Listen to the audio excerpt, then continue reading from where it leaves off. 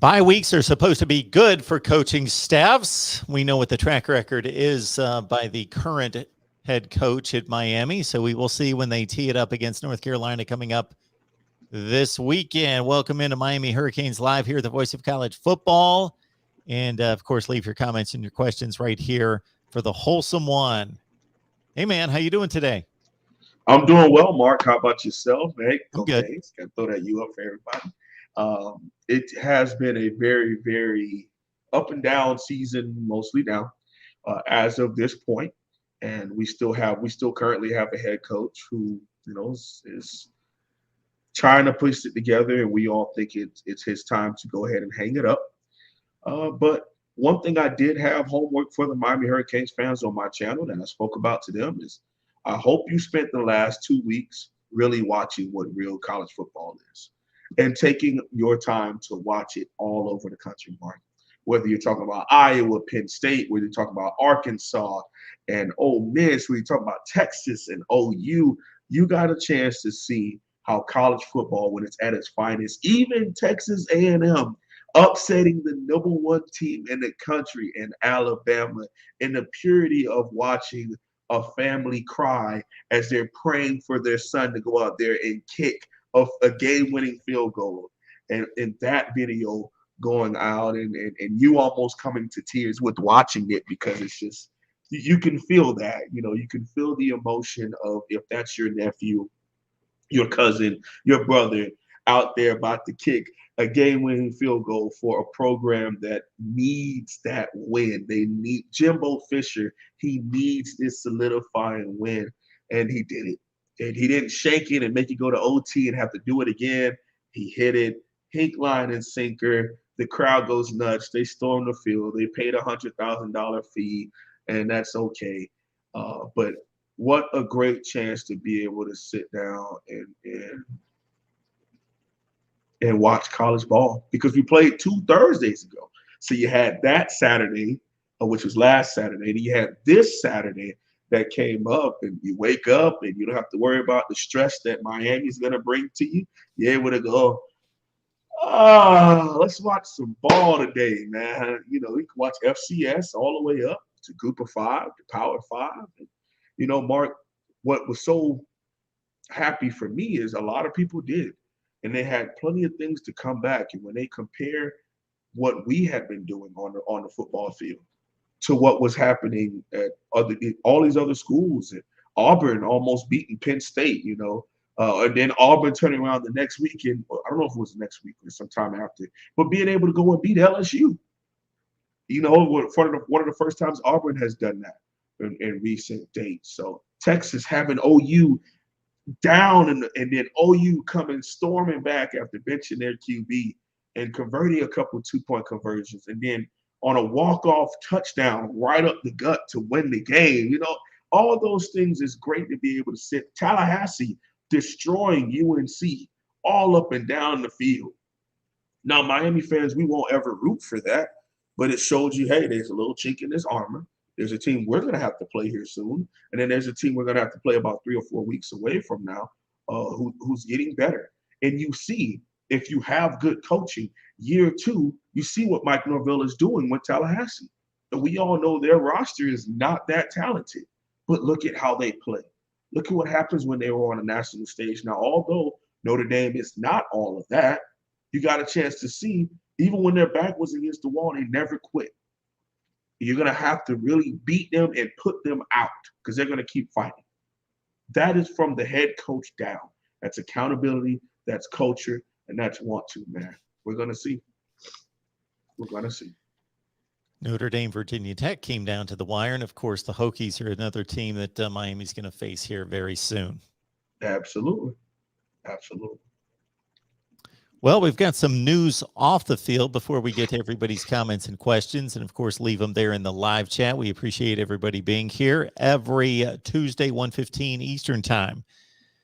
Traquan Fagans, his rankings according to 247, very impressive. 11th rated cornerback in the country according to the composite, 85th rated player overall, 5th rated player in the state of Alabama, had committed to the University of Miami, has decommitted here in the last 24 hours.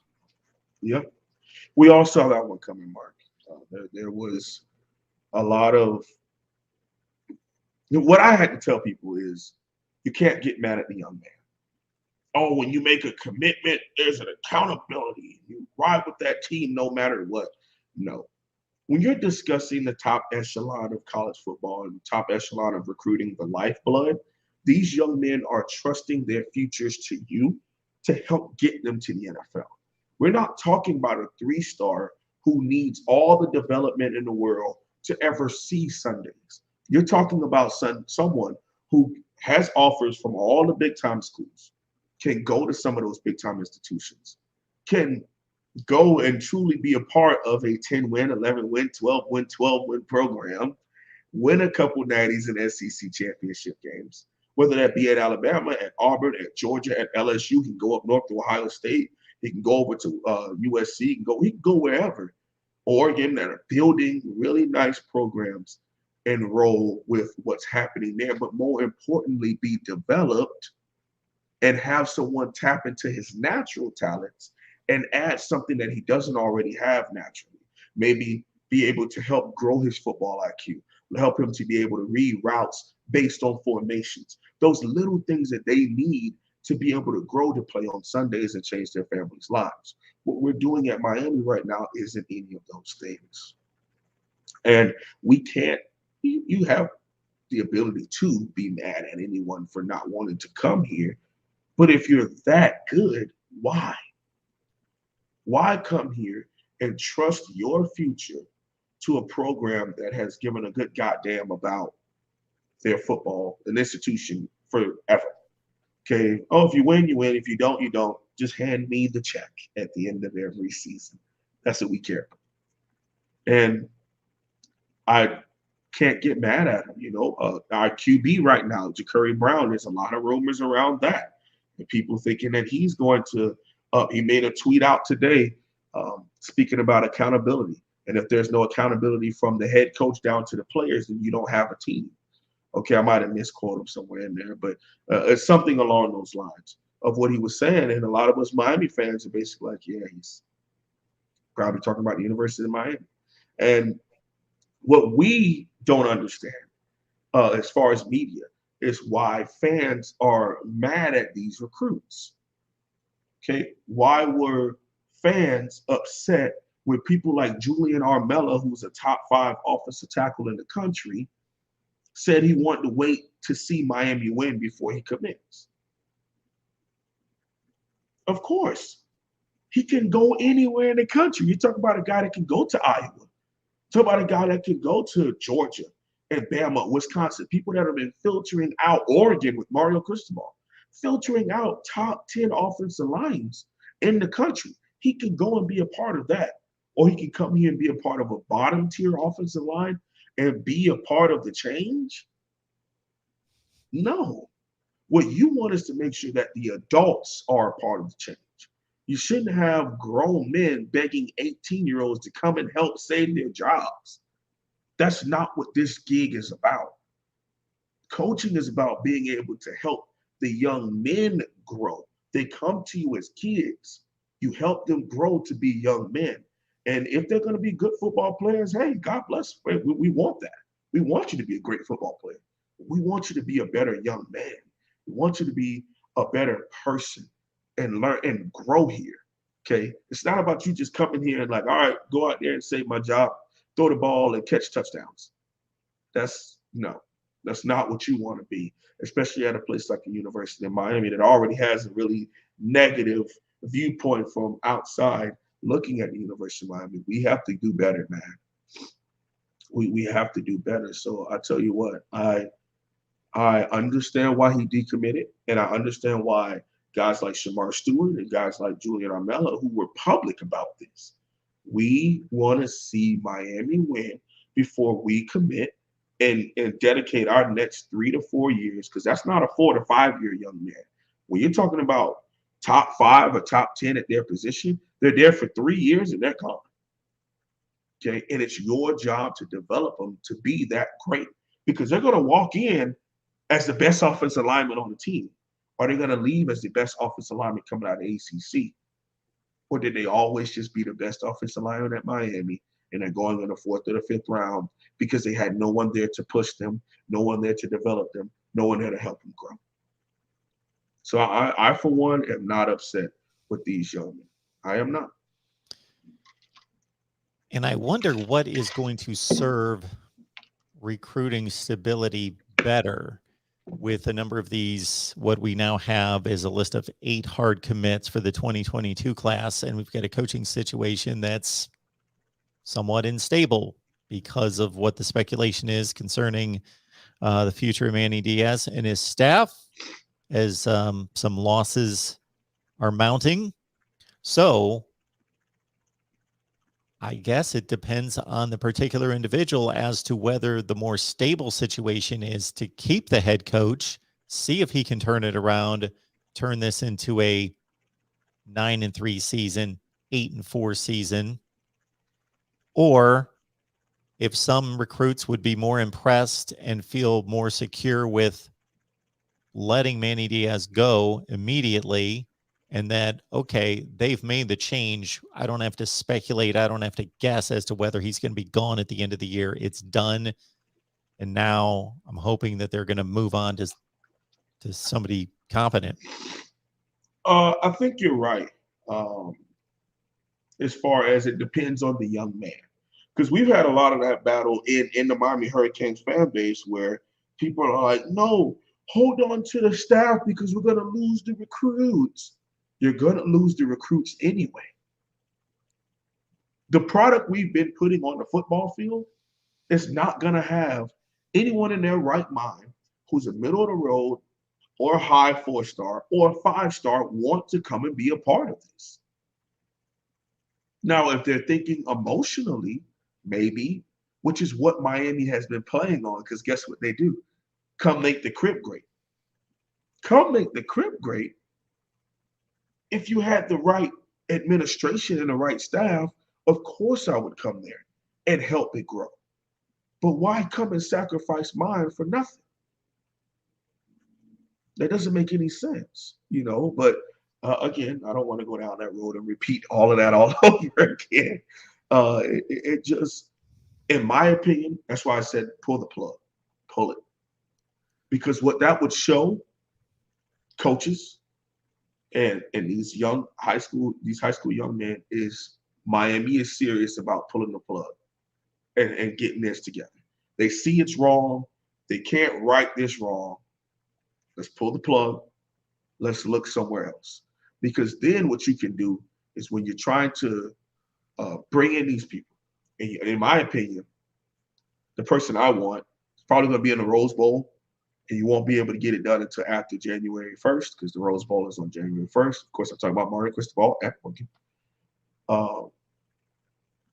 What you could do is try to ask these young men to not make a decision in December and give them an opportunity to bring in a new head coach and give him the chance to earn the opportunity to recruit you from when he takes this job in January to the February signing day.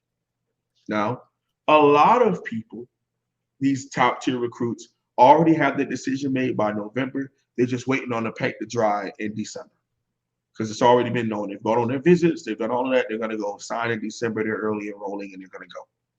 And in honesty, there are some people that we won't be able to fix. They're going to be gone. But you talk about some changing those minds of people who are on the fence, people who weren't early enrollees, people who are waiting to February. If we're able to go out there and land a marquee coach, which in my opinion comes to a top 3 of Mario Cristobal, Lane Kiffin, or Mark Stoops at Kentucky, those are the top 3. It's usually a kind of a consensus around Miami Hurricanes fans that those are the 3 that we want to go after. I believe that if we were to get a head coach to come in by then, they can, especially someone like Mario. You know, I've talked ad nauseum about Mario Cristobal here in Miami for years. Almost as long as I've had the opportunity to have this slot with you, I've talked about I want Mario Cristobal at Miami because he, number one, can fix something that we haven't had elite or great in a very long time. It's the offensive line. Him and his best friend, Alex Mirabal, who's one of the highest rated recruiters in recent college football on the offensive line. Okay, he's the assistant head coach at Oregon. He's offensive line coach at Oregon. They would come and build offensive line and QB. We already have some nice QBs on the roster. But if you're telling me we're able to go out and recruit and bring in some top tier offensive lines, that would change things on a big scale here at Miami. And almost instantly, man, because if you're telling me we got an elite offensive line, we can get a lot of stuff done on the fronts. You know, I make that comment about contrasting the benefits of a coaching change immediately versus waiting till the end of the season to see if they can turn it around, or if the inevitable is going to happen and you just kind of keep the continuity and go with it and then make the decision after the season, because this schedule doesn't look as easy as it once did. You know, we've been talking all off season, and most people have considered this to be a 2-game season. Alabama and North Carolina, and everybody else, Miami was just going to trample. North Carolina, NC State, Pitt, Florida State, Virginia Tech. Mark, those teams are all playing pretty decent football. It's tough to know 2 wins right now in that 5-game stretch that you just reeled off.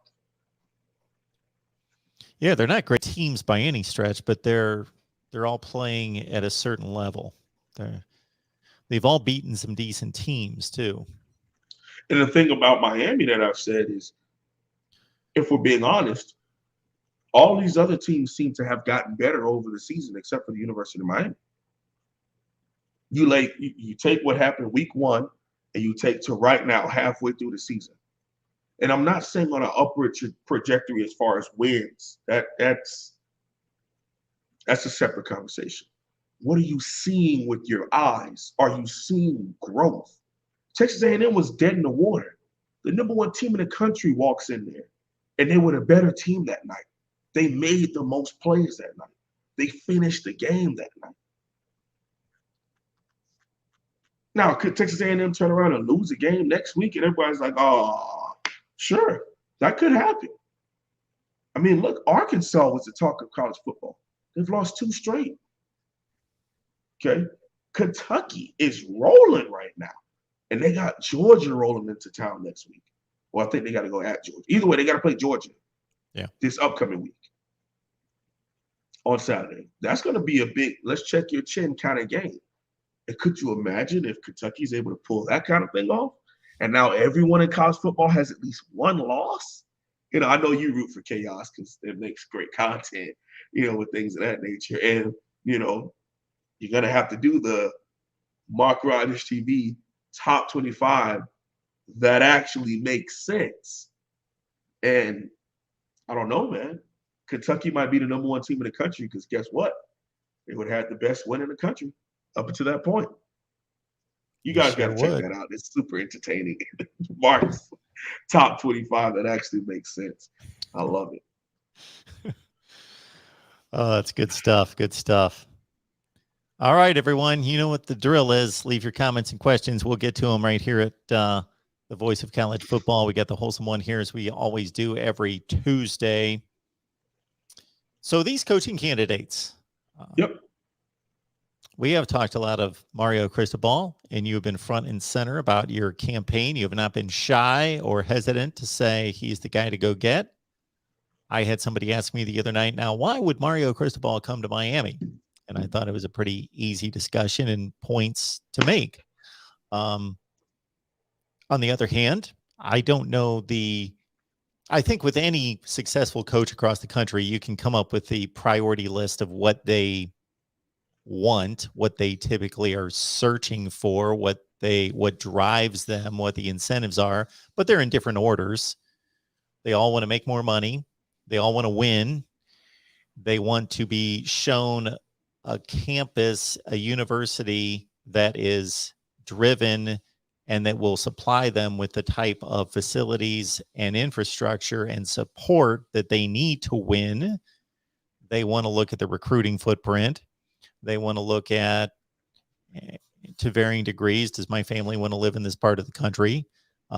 They want to also understand, will this administration give me the support financially that I need to pay the coaches that I need to fill out a first-rate coaching staff? And if you look at Mario Cristobal, I cannot answer the questions concerning the support. I know what the support has been for previous coaches, so they're going to have to step up and prove that to him. But other than that, his alma mater, where he's from, His wife's alma mater. Parents okay, are I getting didn't kind know of that. old. Okay, I could go on a long soliloquy about Mario. I honestly could, because um, there's some things I want to touch on that are important. So if you want me to just go ahead and go into it, I would. Yeah, so Unless Wholesome you're One, setting you up you another question. believe that the three most viable candidates are Mario Cristobal, Lane Kiffin, and Mark Stoops. So I will Correct. let you take them on one by one.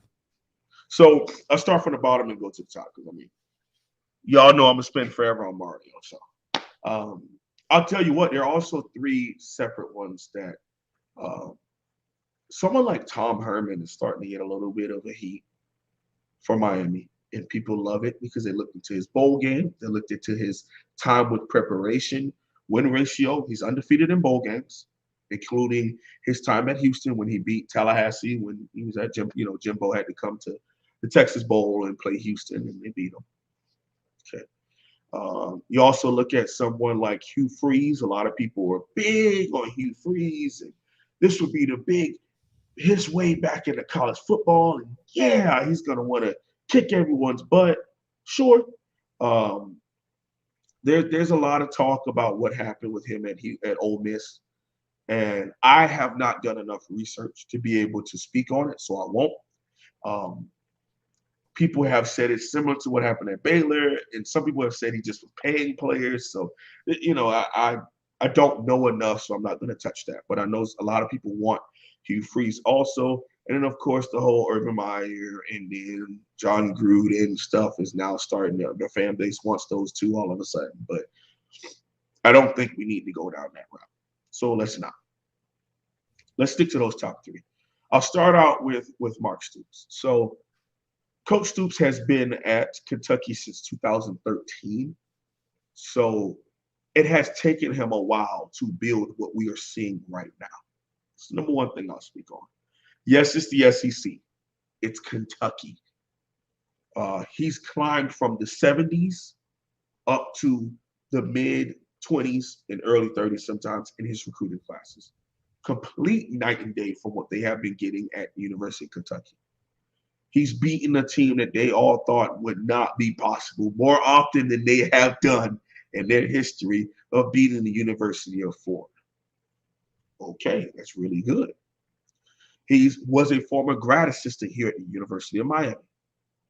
Okay, he coached Sean Taylor, he coached Ed Reed, he coached Antrell Roll, Merriweather. He was here from 2000 through 2003 as a defensive backs coach. He was under Coach Butch Davis, and he was also under Coach Larry Colton. He has his graduate degree, his master's from the University of Miami. So there is a lot of connection and familiarity between him and the University of Miami, and also him and success with coaching here at the University of Miami. Those are the good. Let's look at what I'm going to call a little less favorable. Let's all sit down and think about this. What has taken him 8 seasons to build at Kentucky, would Miami even give him more than 2 years to show that exact same thing here? My answer to that is probably no. The flip side of that is, would it take him that long to be able to build something like that here in Miami?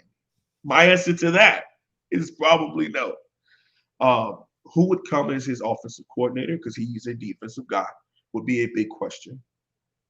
And player development is not a problem for him. He's built some edge rushers. Okay, Bud Dupree, Kentucky, guy with the Steelers who's been doing really well in the NFL, Kentucky.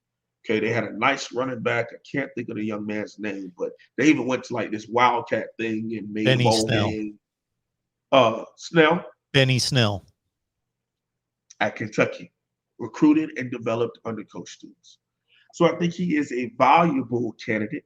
But for me, he comes in at third, really second, because the next two guys are 1A and 1B to me. And I'll get to why I think they're a little different as far as what they would bring and as far as the buy-in and how it would work for them at Miami. My personal opinion about Coach Stoops. I think it would work out well. I don't think it is the splash sexy hire that people would love, and that it would, if you read that marquee on the ESPN at the bottom, you're like, oh, snap. Miami got Lane Kiffin. Miami got Mario Cristobal. Oh, okay. Stoops. Yeah, sure, cool. Mark Stoops. He's going to go there. They're going to be 9 wins, 8, 9 wins for a little bit. They'll probably boom at 10. He'll win the Coastal every now and again. Probably a solid program, accountability, all those kind of things that we're looking for right now, structure and all that stuff we're looking for right now, he would bring to the program. But I don't know if he would be the splash, big 11, 12 win kind of guy, in my opinion. That's just me. Let's go on to the second candidate to me, who makes it in at second. That's Lane Kiffin. Now, splash higher, abso-freaking-lutely. What he's shown the ability to do is have an instant impact on teams that he comes to. At FAU, his first year, I think he won 9. The second year, they won 11 in a bowl game. All right. Then they did come down a little bit, but then he went back up before he took the Ole Miss job. You look at Ole Miss last year. Didn't they beat some Cinderella team in a bowl game, Mark? Indiana. Yep. Okay. Then you turn around and look at them right now. They were humming. They ran into Bama. Now I'll get into reason why I'm a little iffy. Okay. I'm a South Florida guy. Born and raised in Miami-Dade County. I don't necessarily understand Californians to a certain extent. And I don't think that he represents all Californians, but I'm going to tell you this. When he put on that headset and he talked about get your popcorn ready, and there is a grown woman there trying to interview him before a football game, and he doesn't have the respect enough to at least speak to her, let her get her point across. It's only like a max of 2 or 3 questions. They know you're fired up for the game. But you let her finish her first question. You take your headset off and you chuck the headset at a grown-ass woman on national TV. That was not cool to me. That wasn't a splash thing of, oh crap, let's go. It's about to get fired up in here. No, you disrespected a woman on national TV. And if she was a person, if she was a man, it wouldn't matter to me either. You're disrespecting them just because you can. You're going to get away with it. And she took it professionally. She didn't make a tweet about it. She didn't respond. But could you imagine if that was your sister, if that was your mother, if that was your aunt, and all she's doing is just trying to do her job and get a big-time interview with a coach who has an opportunity to be the first person to beat Nick Saban. It's a huge crowd. It's a sellout. Everyone's so fired up. And the guy chucks a damn headset at her and jogs off like he did something freaking cool. And people can call me weak and say, I thought Miami fans were tough and full of swag. That ain't swag. That's not cool. You do not treat people like that, especially on a platform and a stage like national TV, worldwide television. Nah. Now, could you say he was caught up in the moment and he was fired up? All of those things I understand. To me, that still does not excuse to treat someone like that on national TV. Now, let's get into him as a football coach. He's one of the best offensive minds in all of college football, in my opinion. He's shown it at multiple levels. He's shown the ability to develop QBs of varying abilities, whether it be pocket passers, balanced, mobility. He's taking guys like Blake Sims. He's also taking people, at FAU, the guy he has now at Ole Miss, and Corral. He's shown different ways of being able to get it done at QB. I know a lot of recruits would love it, and I think we would have a big-time argument about some of the big recruits at QB if Lane was to come to the University of Miami. Um, my question for him is character issues because you're going to be under a magnifying gas at the University of Miami. People are going to overblow. If he did that same thing right before we played Bama to start the season, it would be a bigger conversation of how could he do that to somebody while wearing orange and green. We're viewed a little different. You know, hey, it's not our fault that Notre Dame called us convicts and people just never forgot about that. And they'll always view us in that light. Okay, so him at Miami, I don't know about that. But again, as far as a football coach, as far as someone that's going to line up, he's going to win games. But does he honestly give a damn about your program? Does he give a damn about our community? I can't answer those questions. The next guy I can't answer the question about. The last guy I can't answer that question about because they have connections to the program, they care about the program, and both are alum. Lane Kiffin, in my opinion, would jump at the next opportunity to leave Miami for a big job instantly. He has no loyalty here. He will come here and win games, but would it just be another band-aid over a bullet wound? Is he coming here to change the program? Is he coming here to change the culture and change the mindset for the better for the next half decade? Or is he here to just rack up his W's so that he can go and be insert name here as new head coach? Because he's going to be on a bigger stage when he does it with the U on his chest. Now, Mario. I spoke about how he has connections here. His wife went here. He went here. He's from here. Went to Miami Columbus, a private school in Miami. Um, Offensive lineman, starter here. He wasn't a rotational guy. He wasn't just a guy. No, he was a starting guard here for a national championship team in 1991. My red flags with Mario Cristobal. I'm going to start out with this first. Has he shown enough growth to not lose those kind of games when no one's paying attention? He's shown the growth now to be well prepared and play hard in a big stage. You look at the fact that he was blessed to be in that Pac-12 game last year, not happening. Okay, it wasn't happening at all of him being in the Pac-12 championship. Washington has this crazy outbreak with COVID-19. They get a chance to go to the Pac-12 championship game. And again, it was just like, all right, well, whatever. They're gonna go. USC's undefeated. Nope, undefeated USC team loses to Oregon, and Mario Cristobal wins the Pac-12 championship game. There, he also has the Rose Bowl win under his belt. Wisconsin, a team that you all know is never going to beat themselves. They're going to be super well coached. They're going to do the things right. They're going to have a great O-line. They're going to lean on you. And Oregon won that game. Okay. Has Mario learned not to keep losing the games that people say don't quote unquote matter? Losing to an Arizona, losing to an Arizona State, losing to Stanford, losing to Oregon State. Teams that aren't big, teams that aren't quote unquote good or great. Has he learned to stop losing those kind of games? And I think at Oregon, he's still learning that. And I'm hoping by the time he comes into Miami, we might still have that. Because, like I say, Nick Saban has fooled a lot of people, Mark, into thinking that going undefeated is the only thing, and you gotta be undefeated, or everyone else sucks if you're not undefeated. Nope. There's plenty of national champions who've had one or two losses. Okay, it's a part of this sport. But is he going to lose the occasional noon game to Virginia while being the number 9 team in the country at Miami? Then turn around and shellac Tallahassee, and then go to the ACC championship game and be ready and prepared to play in that game.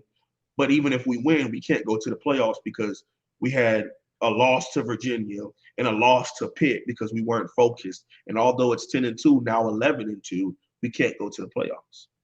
But I tell Miami fans, is that not probably the best thing we've had in forever? You're telling me we're basically getting a younger, fired up version of Mark Richt that's going to win 10 games. He's going to have a good team. He's going to recruit crazy. He's going to fill the NFL with offensive, defensive linemen. Miami's going to recruit itself for skill positions. We're going to go to a couple ACC championship games. We may win a couple ACC championship games.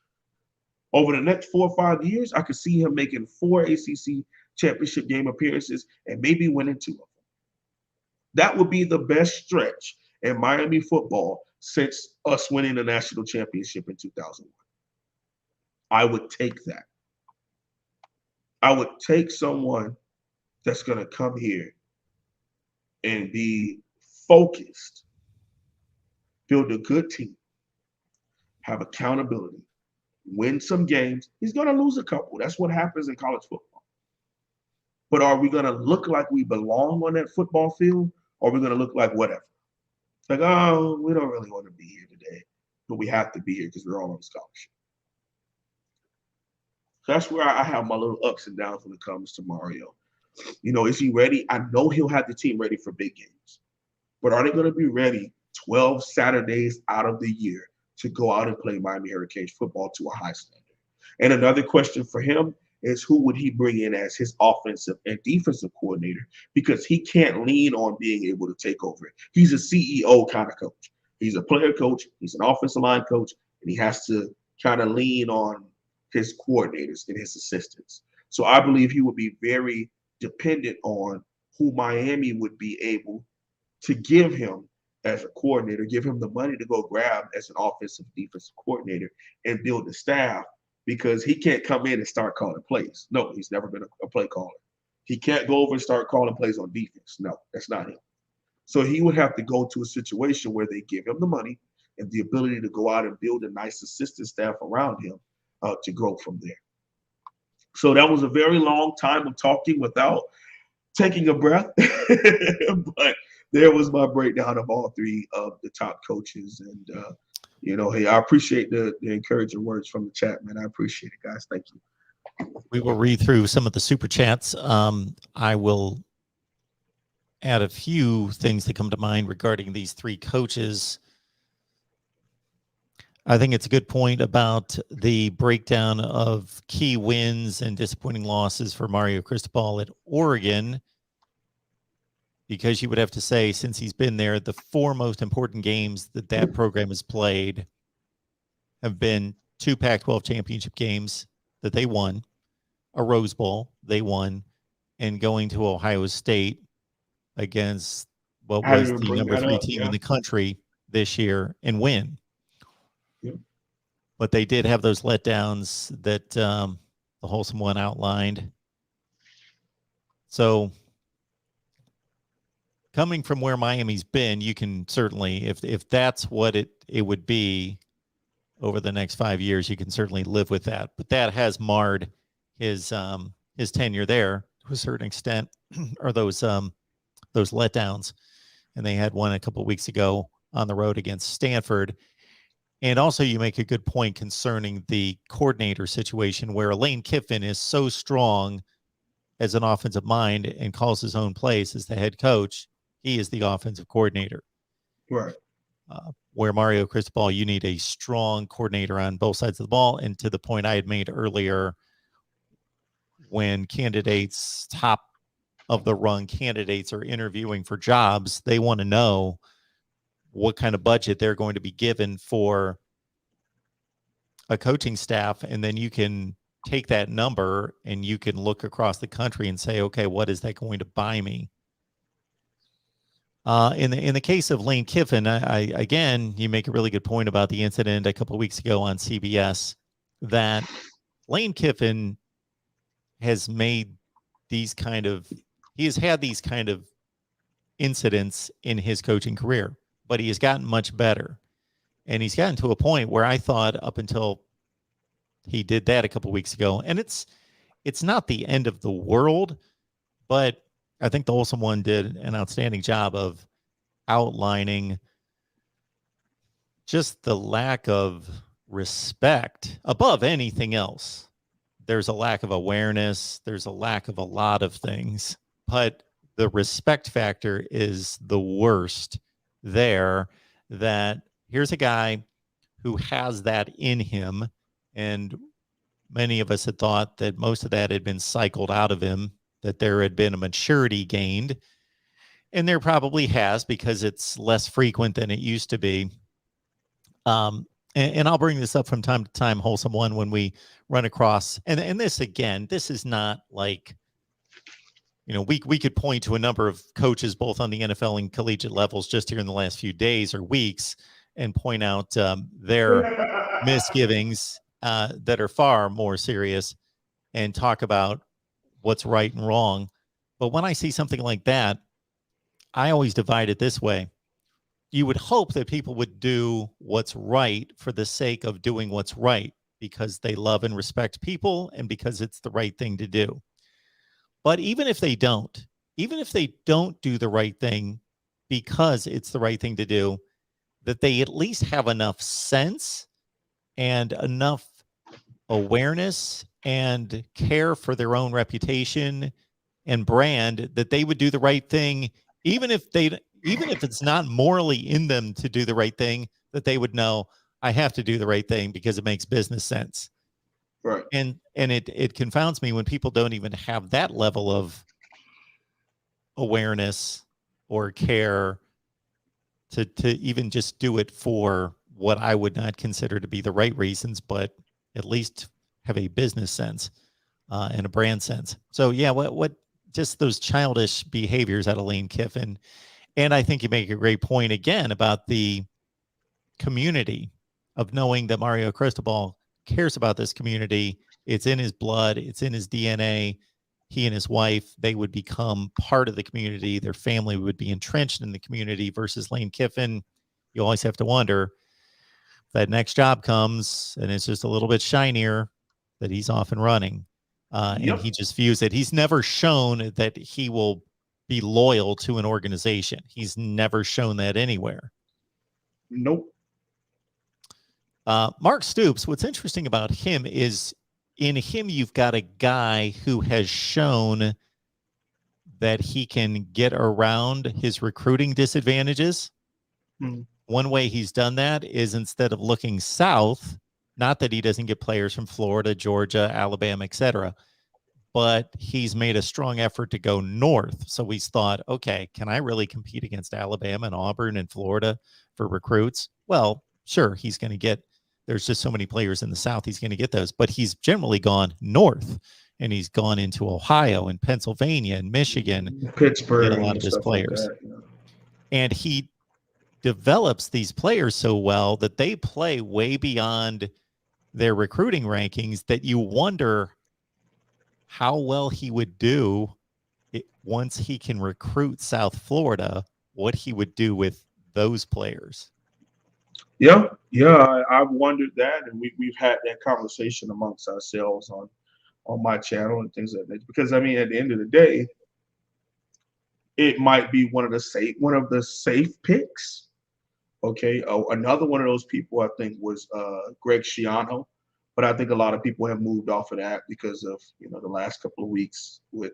He had a chance to beat Michigan and didn't finish the job. He had a chance to do a couple of things, and I think he lost again this past Saturday. So people are kind of moved off of Schiano. Well, they did play Michigan, Michigan State, and Ohio State the last 3 weeks, and his program's not ready for that. Absolutely, and again, Miami fans want stuff now, which means they want someone who's established already, not someone who's coming and claiming he has to build the program. And like I said, when it comes to Mario and Lane, they're not going to come in here and talk about what they can build. They're going to say, hey, I can take the guys we have right now in this roster who want to be a part of this. Give me a couple weeks to try to get a little bit of those last bit of guys to change their minds to come swing over here. Lane would just tell people that instead of go to Ole Miss, come follow me down to Miami. Mario would say, instead of going to Oregon, follow me down here to Miami. It would probably bring a lot of those people who are on staff with them right now to Miami, who have already built those relationships, and say, hey, yes, I was recruiting you to there, but I'm recruiting you to come here because of our relationship. Let's do this down here in Coral Gables. So that's where that is. So. The only thing I'll say about Schiano is real quick, and I know that he's not a prime candidate, but He's such a good football coach that he can take over a team that had lost 21 consecutive games in the Big Ten, was worse than anything you could imagine in the ACC comparatively, was Duke times 1,000, like losing by 50 points every week in the Big Ten. He takes them over, brings in some transfers, and they're immediately competent. They're competent. They can block and tackle, play sound defense. And they're still, if they run into Ohio State, it's a buzzsaw and they're going to get trampled, but they can compete. They had a fourth quarter game with Michigan a couple of weeks ago. Can you imagine Manny Diaz? Look at Miami's schedule in the Coastal Division. Put Manny Diaz with Rutgers talent playing Penn State, Ohio State, Michigan State in a row. Mark, that dude, man, there's so much about that dude, and it's bad. it's bad. Mark, did you know we don't have a defensive playbook?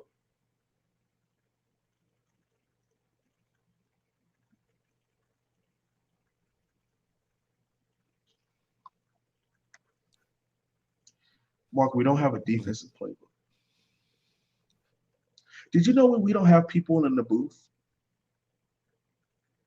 There's nobody in the booth helping the OC and the DC?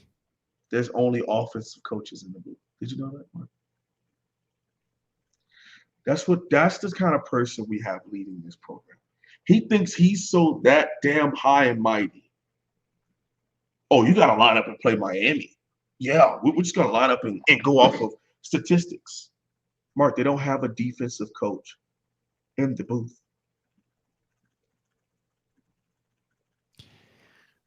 That coach in the booth is basically he's basically live watching your 22 film, basically in the moment.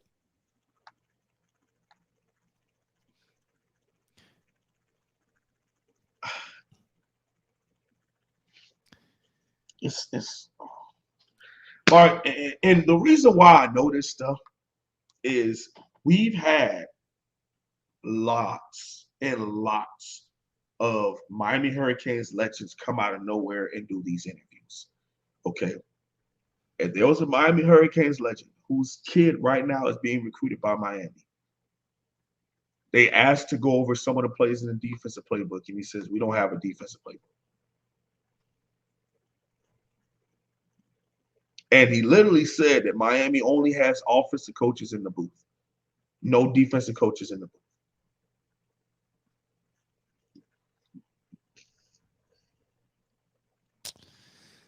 Now, people could take it and leave it. They say, oh, so why are you taking that man's word? Why would he come up with some kind of lie like that? Just magically say this kind of lie. And it wasn't just on that show. It's been on multiple shows that he's been on and interviewed and he's spoken about. This is the kind of stuck-upness, Mark. We've even had a man who runs this program who believes that just because we have, so a young man is a parent, a child of someone who went here. Oh, they're coming to Miami. We don't have to really recruit them all. Let's recruit all the other guys because they're already set on Miami. We don't have to waste our time with them. Let's focus on the other people.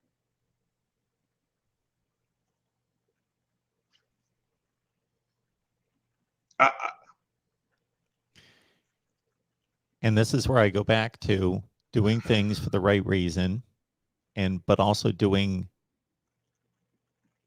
things for sound business reasons. The reason you continue to foster those relationships is because, number one, it's the right thing to do, and you should do it, and you should invest in their lives and in their careers while they're still in high school, because it's the right thing to do, because you're going to be a father figure to them going forward for the next 3, 4, 5 years.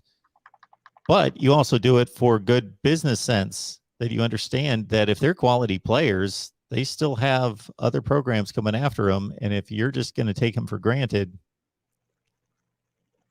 these guys are going to pick up on that.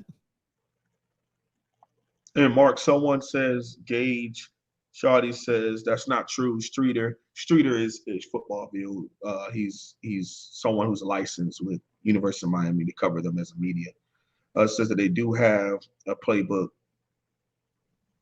So okay, well, I could be wrong on that. I'll pick up Um, these super chats real quick. I just want to make sure, with only a few minutes left, that we can get these.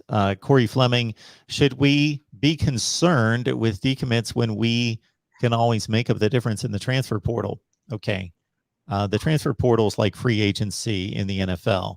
It's a good place to go to fill a gap, fill a need, but recruiting is the lifeblood of any program, and that's not going to change even with the transfer portal. There's only going to be so many players you can acquire through the transfer portal. It's not like you can bring in 40 new players every year, and you wouldn't want to do that anyway.